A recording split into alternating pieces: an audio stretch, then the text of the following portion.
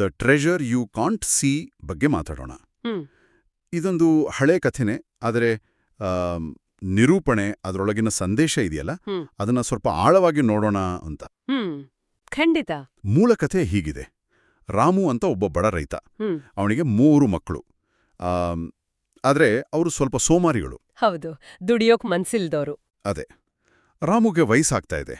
ಈ ಮಕ್ಕಳು ಹೀಗಿದ್ರೆ ಮುಂದೆ ಹೇಗೆ ಅಂತ ಚಿಂತೆ. ಹ್ಮ್ ಏನಾದ್ರೂ ಮಾಡಿ ದಾರಿಗೆ ತರಬೇಕಲ್ಲ. ಸರಿ, ಅದಕ್ಕೆ ಅವನೊಂದು ಪ್ಲಾನ್ ಮಾಡ್ತಾನೆ. ಹೌದು, ಅವನು ತಾನೋ ಸಾಯೋ ಸ್ಥಿತಿಯಲ್ಲಿದ್ದೀನಿ ಅನ್ನೋ ಹಾಗೆ ನಾಟಕ ಮಾಡಿ ಮಕ್ಕಳನ್ನ ಕರೀತಾನೆ. ಹೇಳ್ತಾನೆ, ನೋಡಿ ಮಕ್ಕಳೇ, ನಮ್ಮ ಹೊಲದಲ್ಲಿ ನಿಮ್ಗಾಗಿ ಒಂದು ದೊಡ್ಡ ನಿಧಿ ಬಚ್ಚಿಟ್ಟಿದ್ದೀನಿ ಅಂತ. ನನ್ನ ನಂತರ ನೀವು ಅದನ್ನ ಹುಡುಕಿ ತಗೊಳ್ಳಿ ಅಂತ ಹೇಳ್ಬಿಡ್ತಾನೆ. ಇದು ನೋಡಿ, ಎಷ್ಟು ಬುದ್ಧಿವಂತಿಕೆ ಇದೆ ಅದರಲ್ಲಿ. ಅವನು ನೇರವಾಗಿ ಹೂಡಿ ಕೆಲಸ ಮಾಡಿ ಅಂತ ಹೇಳ್ಬೋದಿತ್ತು. ಹೌದು, ಆದ್ರೆ ಕೇಳ್ತಿರ್ಲಿಲ್ವೇನೋ. ಅದೇ, ಬದಲಿಗೆ ಮಕ್ಕಳಲ್ಲಿರೋ ಆಸೆ ಅಂದ್ರೆ ನಿಧಿ ಸಿಗುತ್ತೆ ಅನ್ನೋ ಆಮಿಷ ಇದೆಯಲ್ಲ, ಅದ್ನೇ ಬಳಸ್ಕೊಳ್ತಾನೆ. ತಕ್ಷಣ ಏನು ಸಿಗುತ್ತೆ ಎಂದಾಗ ಹಿಂದೆ ಮಾಡದಿದ್ದ ಕೆಲ್ಸಕ್ಕೂ ಕೈ ಹಾಕ್ತಾರ್ ನೋಡಿ. ಕರೆಕ್ಟ್. ಆ ನಿಧಿ ಮಾತು ಕೇಳಿದ್ದೆ ತಡ ಆ 3 ಜನಕ್ಕೂ ಎಲ್ಲಿಲ್ಲದ ಉತ್ಸಾಹ. ಸಲಿಕೆ, ಗುದ್ದಲಿ ಎಲ್ಲ ತಗೊಂಡು ಹೊಲಕ್ಕೋಡ್ತಾರೆ. ನಿಧಿ ಬೇಕೇ ಬೇಕು ಅಂತ ಇಡೀ ಹೊಲನ ಅಗುದಾಕ್ತಾರೆ. ಹೌದು, ಪ್ರತಿಯೊಂದು ಮೂಲೆಯನ್ನು ಬಿಡಲ್ಲ. ಒಂದಿಂಚೂ ಜಾಗ ಬಿಡದೆ ಮಣ್ಣು ತಿರುವಿ ಹಾಕ್ತಾರೆ. ಆದ್ರೆ ಏನೂ ಸಿಗಲ್ಲ. ಒಂದೇ ಒಂದು ನಾಣ್ಯ ನೋಡಿಲ್ಲ. ಅಬ್ಬಾ, ಅವ್ರಿಗೆ ಆವಾಗಾದ ನಿರಾಸೆ ಇದೆಯಲ್ಲ. ಸಹಜವಾಗಿ ಕೋಪ, ಆಯಾಸ ಎಲ್ಲ ಆಗುತ್ತೆ. ವಾಪಸ್ ಬರ್ತಾರೆ ತಂದೆ ಹತ್ರ. ಇಲ್ಲಿಂದ ಕಥೆಗೆ ನಿಜವಾದ ತಿರುವು ಸಿಗೋದು. ಹೌದು. ಅವರು ಬಂದು ಏನೂ ಸಿಗ್ಲಿಲ್ಲ ಅಂತ ದೂರ ಹೇಳಿದಾಗ ರಾಮು ತುಂಬಾ ಶಾಂತವಾಗಿ, ಓ, ನಿಧಿ ಸಿಗ್ಲಿಲ್ವಾ, ಇರ್ಲಿ ಬಿಡಿ ಅಂತಾನೆ. ಈಗ ನೋಡಿ, ಇಡೀ ಹೊಲವನ್ನ ಎಷ್ಟು ಚೆನ್ನಾಗಿ ಅಗೆದು ಹದ ಮಾಡಿದ್ದೀರಾ. ಮಣ್ಣು ರೆಡಿಯಾಗಿದೆ, ಸುಮ್ನೆ ಯಾಕ್ಬಿಡ್ಬೇಕು? ಬೀಜ ಬಿತ್ಬಿಡೋಣ, ಏನಂತೀರಾ?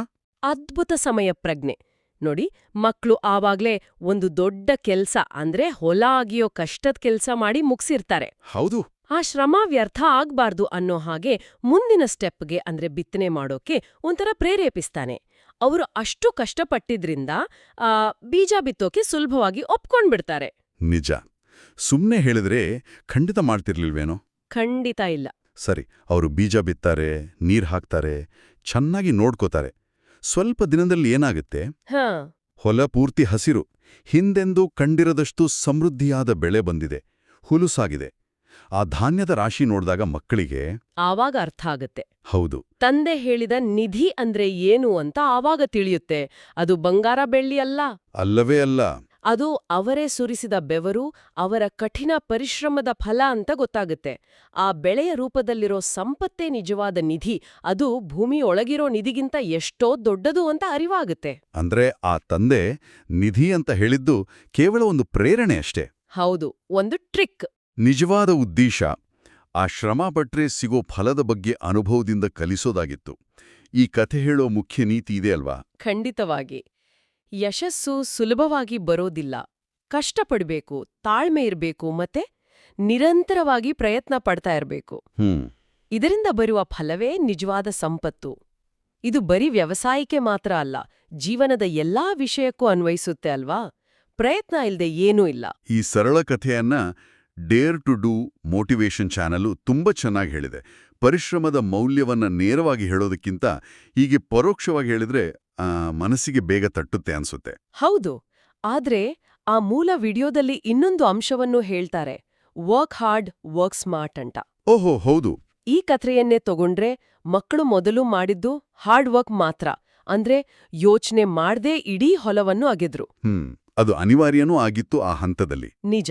ಆದ್ರೆ ಮುಂದೆ ಕೇವಲ ಕಷ್ಟಪಟ್ಟು ದುಡಿಯೋದು ಅಷ್ಟೇನಾ, ಅಥವಾ ಸ್ಮಾರ್ಟ್ ಆಗಿ ಕೆಲಸ ಮಾಡೋದು ಅಂದ್ರೆ ಏನು, ಅದನ್ನ ಅವರು ಮುಂದೆ ಹೇಗೆ ಕಲ್ತಿರ್ಬೋದು?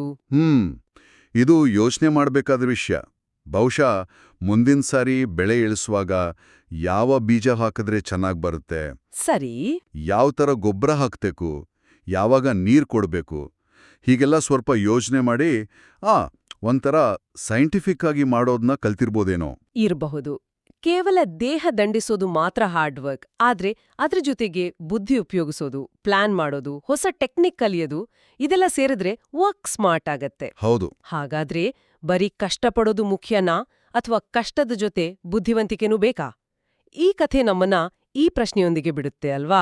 ಇದು ನೀವು ಆಲೋಚನೆ ಮಾಡ್ಬೇಕಾದ ವಿಚಾರ.